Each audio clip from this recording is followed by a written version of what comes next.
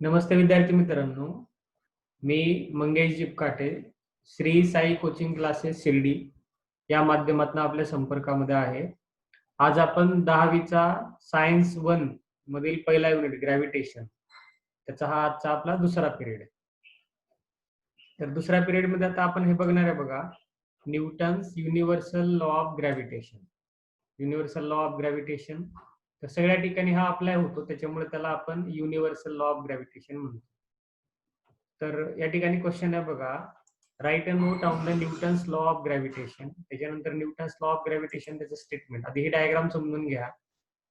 या डायग्राम मध्ये दोन ऑब्जेक्ट आहेत, एकाचा मास आहे m1, दुसऱ्याचा मास आहे m2, आणि त्या दोन ऑब्जेक्ट मधला जो डिस्टन्स आहे, त्यांच्या सेंटर मधला जो डिस्टन्स आहे तो आहे d. आता यामध्ये m1 हा ऑब्जेक्ट m2 ला आपल्याकडे अट्रॅक्ट करत आहे, m2 हा ऑब्जेक्ट m1 ला आपल्याकडे अट्रॅक्ट करत आहे. याचा अर्थ काय होतो, या दोघांमध्ये जो आहे तो अट्रॅक्टिव्ह फोर्स आहे आणि हा युनिव्हर्सल आहे, सगळीकडे ऍज इट इज लागू होतो. त्या ठिकाणी बघा, Newton's law of gravitation, every object in the universe, universe मधला प्रत्येक object, every object in the universe attracts every other object, प्रत्येक दुसऱ्या ऑब्जेक्टला तो अट्रॅक्ट करतो. Attracts every other object with a definite force, ठराविक एका फोर्सने तो अट्रॅक्ट करतो. With a definite force, this force is directly proportional to the, हा जो फोर्स आहे that force is directly proportional to the product of the masses of the two object. त्यांचं product directly proportional to product of their masses, म्हणजे F is directly proportional to product of their masses. यानंतर is inversely proportional to the inversely proportional to the square of distance between them. त्याच्यामधला जो distance आहे त्याच्याशी तो square आणि inverse relation आहे, त्या ठिकाणी ते इक्वेशन आपल्याला लक्षात येतात. that force is directly proportional to product of their masses and inversely proportional to square of distance between them. आता याला जर का आपण सॉल्व्ह केलं, इज इक्वल टू ठेवलं, तर F is equal to capital G. आता कॅपिटल जी म्हणजे युनिव्हर्सल ग्रॅव्हिटेशनल कॉन्स्टंट आहे, जे m1 m2 divided by R square या पद्धतीनं. आणि आता ही डायग्राम आहे, सांगितलं मी तुम्हाला, दोन ऑब्जेक्ट आहेत, एकाचा मास आहे m1, एकाचा मास आहे m2. त्याच्यामध्ये अट्रॅक्टिव्ह फोर्स आहे तो आहे F, आणि त्याच्यामधला जो अंतर आहे तो जो डिस्टन्स आहे त्या डिस्टन्स विल बी d. त्यानंतर पुढे बघा, फिगर 1.5 शोज टू ऑब्जेक्ट, दोन ऑब्जेक्ट दाखवलेले आहेत विथ मासेस m1 आणि m2. एकाचा मास आहे m1 आणि दुसऱ्याचा मास आहे m2. Kept at a distance d, त्या दोघांमधला जो अंतर आहे, त्याच्या सेंटर मधला जो अंतर आहे तो आहे d from each other. Mathematically आता याला आपण सॉल्व्ह केलं. Mathematically the gravitational force of attraction between the two bodies can be written as, म्हणजे मॅथमॅटिकली जे हे जे वरती स्टेटमेंट आहे, हे जे स्टेटमेंट आहे त्याचं मॅथमॅटिकल जर का आपण इक्वेशन लिहिलं तर ते आपल्याला या पद्धतीने लिहिता येईल. F is directly proportional to m1 m2 and inversely proportional to square of distance between them. आता इक्वल टू ठेवलं तर आपण जी ही टर्म ठेवणार आणि जी ला आपण नाव लिहिणार आहे universal gravitational constant, capital G is equal to. त्यानंतर जर दोन ऑब्जेक्ट स्पेरिकल असतील, स्पियर असतील, स्पेरिकल असतील, तर त्यांचा जो मधला जो पॉइंट आहे तो सेंटर राहतो. सेंटर मधला अंतर घ्यायचा राहतो.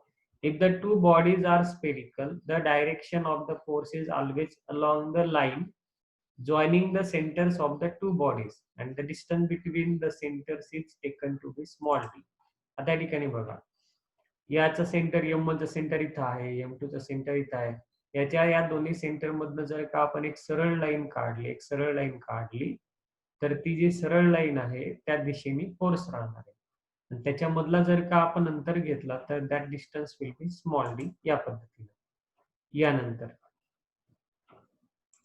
पुढचा जो पार्ट आहे बघा, इफ द टू बॉडीज, आता हे झालंय पुढं, in case when the bodies are not spherical, जर का त्यांचा आकार स्पेरिकल नसेल, ऑर हॅव इरेग्युलर शेप, कुठलाही वेगळा आकार असेल, then the direction of the force is along the line joining their center of mass. Center of mass ही खूप महत्वाची टर्म आहे.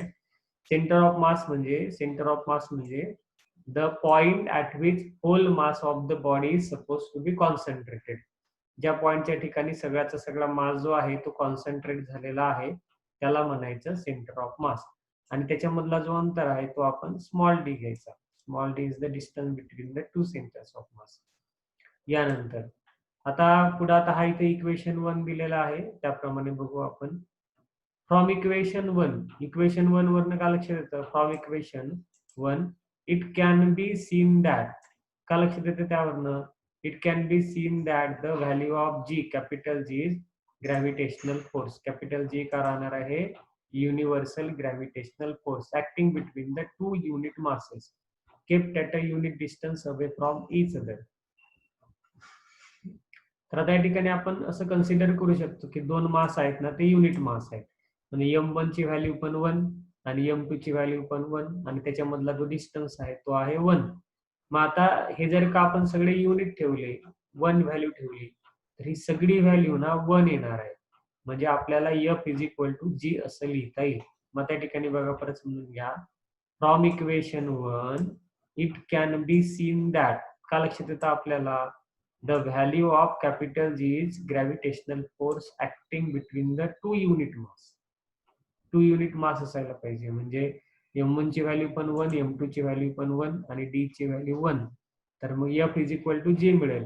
To unit masses kept at a unit distance away from each other. तर या पद्धतीने term आली. तर त्या ठिकाणी काय बघा, thus the SI unit of the G is equal to the काय, तर त्या ठिकाणी काय ती जी व्हॅल्यू आहे इक्वल टू द काय, gravitational force F between the two masses. आता दोन्ही मास आहेत, तर त्या दोन्ही मासचा जो मास आहे, दोन्ही जो ऑब्जेक्ट आहे त्यांचा मास किती आहे, 1 किलोग्राम. आणि ते किती अंतरावर ठेवलेले आहेत, 1 मीटर अपार्ट, 1 मीटर अंतरावर ते जे दोन्ही ऑब्जेक्ट ठेवलेले आहेत या पद्धतीने. यानंतर आता हा जो इक्वेशन आहे ना हा खूपच महत्वाचा आहे, तर ते एकदम बरोबर लक्षात ठेवायचं. F is equal to G M1 M2 divided by D square. काही ठिकाणी आर पण राहतं, पुढे येईल एखाद्या वेळेस आर पण. तर G M1 M2 divided by R square. या पद्धतीने न्यूटन्स लॉ ऑफ ग्रॅव्हिटेशन पूर्ण झाला. यानंतर पुढे आहे derive inverse square law of gravity with the help of Kepler's law. Kepler's लॉचा वापर करून आपल्याला इनव्हर्स स्क्वेअर लॉ जे आहे ते डिवाइड करायचं. त्या ठिकाणी बघा, derivation of inverse square law of gravity with the help of Kepler's law. Kepler's लॉचा वापर करून आपण हे जे आहे तर ह्या टर्म आपल्याला डिराईव्ह करायचे आहेत. म्हणजे केपलर्स लॉचा वापर करून न्यूटन्सनी कसा लॉ डिराईव्ह केला इनव्हर्स स्क्वेअर लॉ ते आपण बघू. आपण त्या ठिकाणी consider a plane moving in a circle with a constant speed. एक सारख्या स्पीडनं ऑब्जेक्ट जो आहे तो सर्क्युलर मोशन परफॉर्म करत आहे. मग काय तर centripetal force act on the planet.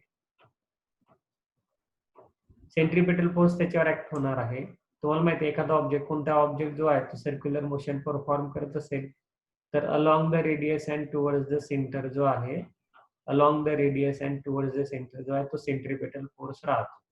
यानंतर revolving at a distance R from the sun as a given. म्हणजे सूर्यापासून तो आर अंतरावर, एक जो प्लॅनेट आहे तो फिरत आहे तो सूर्यापासून स्मॉलर अंतरावर आहे. तर या ठिकाणी इक्वेशन कसं मिळालं बघा, F is equal to M V square divided by R. हा सेंट्रीपेटल फोर्सचा फॉर्म्युला जो आपण आधीच्या पिरियडला बघितला. F is equal to M V square divided by R या पद्धतीने. यानंतर पुढं let capital T be the period of revolution of the planet and 2 pi R with the distance travelled by the planet in 1 revolution. त्यांनी एक circle पूर्ण केला तर त्यांनी जो डिस्टन्स आहे तो किती कव्हर केलेला आहे, 2 pi R. Let capital T be the period of revolution of the planet and 2 pi r be the distance traveled by the planet in one revolution. एक रिव्होल्यूशन पूर्ण करायला त्याला जो वेळ लागणार आहे तो आहे कॅपिटल टी, आणि तो जो पूर्ण सर्कम्फरन्सचा जो डिस्टन्स आहे तो आहे 2 pi R. Then the speed of planet is given by. आता रेग्युलरली व्हेलॉसिटीचा जो फॉर्म्युला आहे तुम्हाला माहिती आहे, डिस्प्लेसमेंट डिवायडेड बाय टाइम. स्पीडचा जर आपण कन्सिडर केला तर तो आहे डिस्टन्स डिवायडेड बाय टाइम. तर प्लॅनेटने एक रिव्हॉल्युशन पूर्ण केला, असं सर्कल पूर्ण केला. तर त्याने ना सर्कम्फरन्स इतका डिस्टन्स कव्हर केला आणि तो अंतर राहणार आहे 2πr. आणि टाइम टेकन, त्यांनी जो टाइम कन्सिडर केलेला आहे तो आहे कॅपिटल टी. आता या ठिकाणी काय आहे, आपण ह्या ज्या व्हॅल्यू आहेत ना ह्या इथे ठेवू. हा जो इक्वेशन आहे सेंट्रिपेटल फोर्सचा, F is equal to mv square divided by r. तर त्या ठिकाणी जर का आपण व्हॅल्यू ठेवल्या तर आपल्याला कसं रिलेशन मिळेल बघा.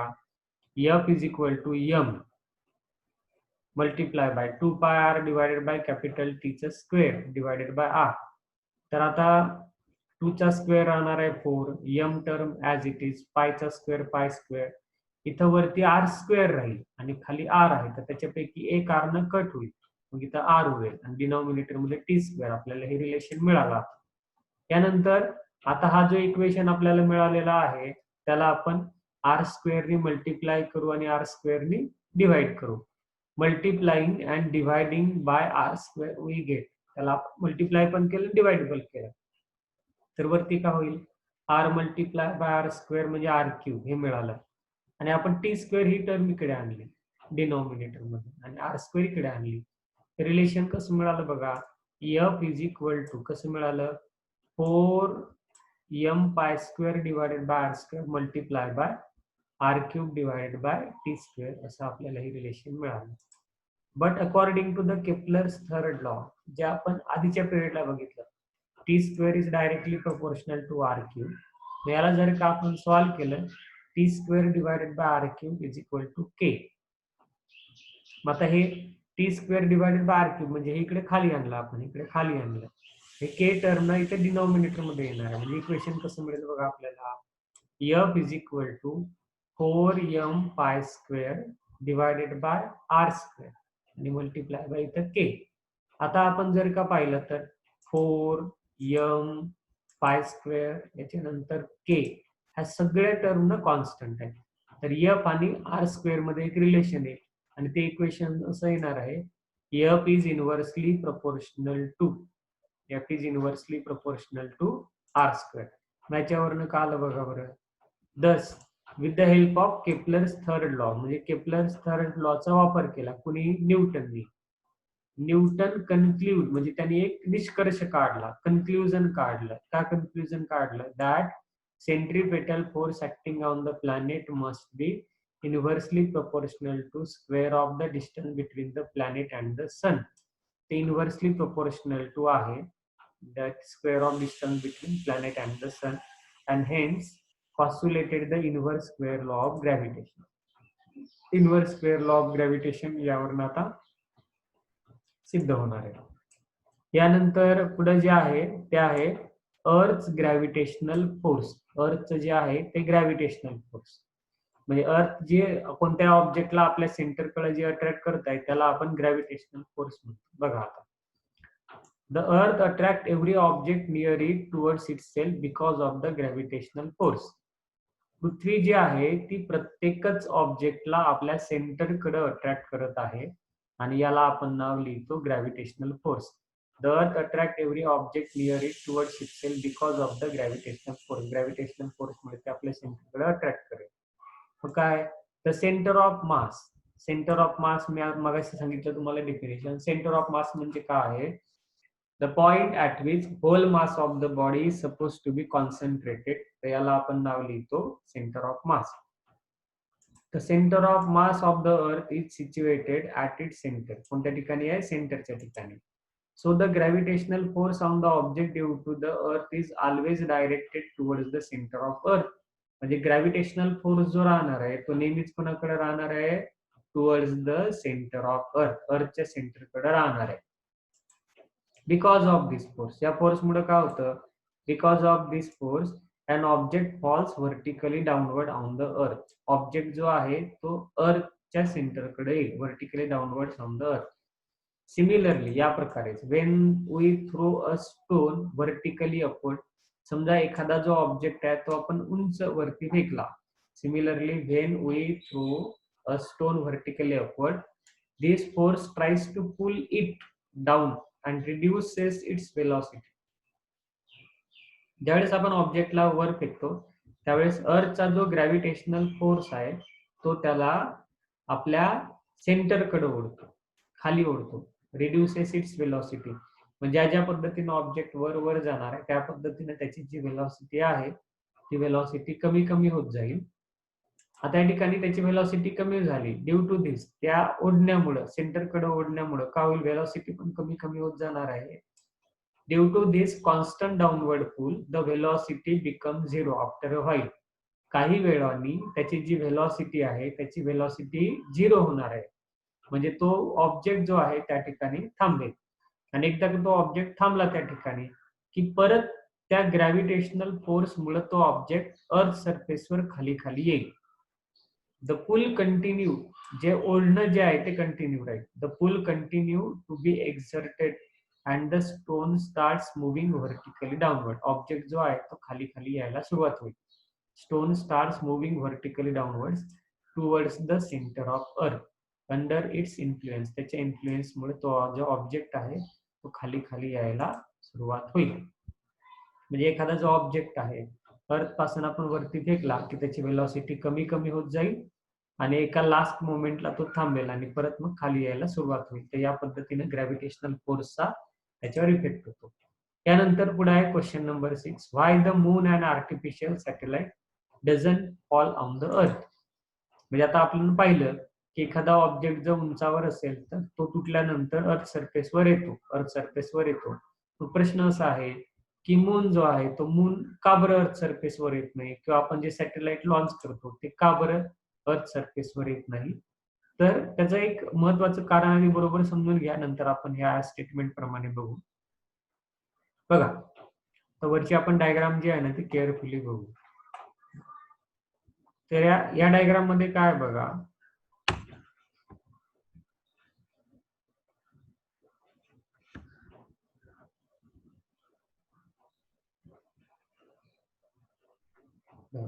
आता इथं अर्थ आहे, अर्थ आणि हा मून उंचावर आहे, बरोबर. तर त्या ठिकाणी काय, हा जो मून आहे त्याला अर्थ आपल्या सेंटरकडे ओढत आहे, एक म्हणजे ग्रॅव्हिटेशनल फोर्समुळे. मग प्रश्न असा येतो की मूनला जर का अर्थ ओढत आहे तर मग हा मून अर्थवर का बरं येत नाही. पण ऍक्च्युअली जर आपण बघितलं तर या मूनला ना या दिशेने एक डायरेक्शन आहे, हॉरिझॉन्टल डायरेक्शन इकडे. म्हणजे जर का हा ग्रॅव्हिटेशनल फोर्स नसेल असं इमॅजिन करा तर मून असा सरळ बाहेर निघून जाईल. म्हणजे हे नॅचरल आहे, हे बाहेर निघून जाईल. आता काय, इथं मूनलाही नॅचरल व्हेलॉसिटी आहे इकडे बाहेर जाण्याची, आणि अर्थ त्याला आपल्या सेंटरकडे अट्रॅक्ट करत आहे.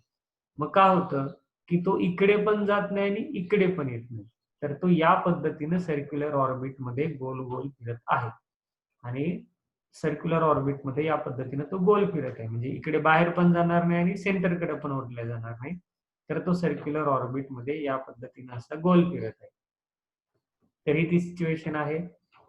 तर आता या ठिकाणी काय बघा की मून यामुळे खाली येत नाही कारण की त्याला ना या दिशेने टँजेन्शियल वेलॉसिटी आहे. तसंच जर का सॅटेलाइट असेल तर सॅटेलाइट आपण लॉन्च करतो त्याच्यानंतर आपण त्याला हॉरिझॉन्टल वेलॉसिटी देतो, हॉरिझॉन्टल वेलॉसिटी. तर हा ना या दिशेनं त्याची वेलॉसिटी आहे, पण अर्थ त्याला आपल्या सेंटरकडे ओढत आहे म्हणून तो सर्क्युलर ऑर्बिट मध्ये गोल फिरतो. जर एकदा का ही वेलॉसिटी नसेल, समजा हॉरिझॉन्टल डायरेक्शनची वेलॉसिटी नसेल किंवा टेंजेन्शियल वेलॉसिटी नसेल, तर मून असू द्या किंवा सॅटेलाइट असू द्या तो अर्थ सरफेसवर येणारच आहे. तर आता आपण टेक्स्ट प्रमाणे बघू या पद्धतीने काय होईल.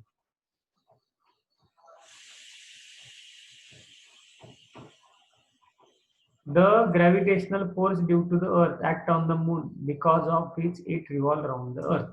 ग्रॅव्हिटेशनल फोर्स आहे, सेंट्रिपिटल फोर्स आहे, म्हणून तो सर्क्युलर ऑर्बिट मध्ये गोल फिरत आहे. Similar situation exist for the artificial satellite orbiting the earth. म्हणजे सॅटेलाइट अर्थ सरफेसच्या सभोवताली गोल गोल फिरत आहे, त्याच्यामध्ये पण सेम सिच्युएशन आहे. The moon and